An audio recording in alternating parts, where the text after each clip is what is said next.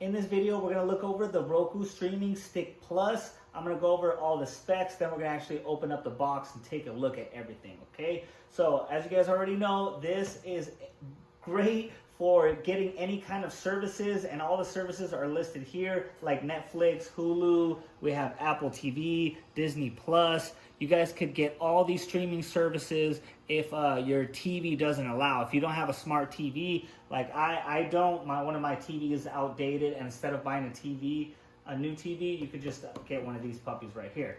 Okay, so let's read everything out here. Okay, so what's included? You get the Roku Streaming Stick Plus, okay? You have the voice remote and the TV power volume and the mute, okay? It comes with 2 AAA batteries. That's cool because, of course, you're going to need more once those die out. You have the USB power cable with a long-range wireless receiver, and then we have the power adapter and extender cables. Those are important to hook up everything right here. Okay, so what you'll need a broadband internet, a wireless router, and then you're going to need a TV that has HDMI ports. So let's take a look at the back. Okay, powerful and portable. Okay, it supports 4K picture and HDR color. It is long range wireless. That is cool. In case you guys have like a big living room or something, you're going to go long range with it. Okay, it has TV controls, and then this one hides behind your TV. So there's multiple different streaming sticks. I picked this one because you could actually put it behind the TV versus there's a other one that you actually have to have it showing on the TV because the clicker is real sensitive and you have to have it going straight to it. This one you could plug in the back, and the long range remote is going to find your Roku, okay? That is the cool thing about it.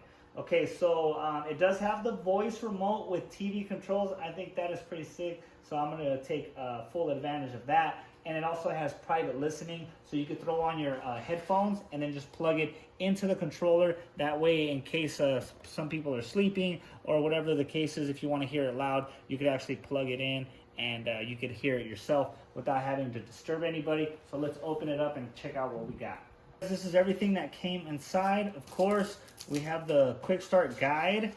We have the actual Roku itself. Let me go ahead and pull this out so you guys can take a look at it, how sleek it is.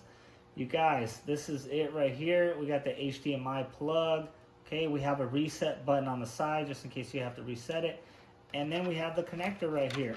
Okay, so let's check out the connections here. Okay, so we do have the connector right here, and this is what it looks like. I'm gonna go ahead and plug that in here, just like so. And then it has a USB extender. Okay, so this has the female and the male end.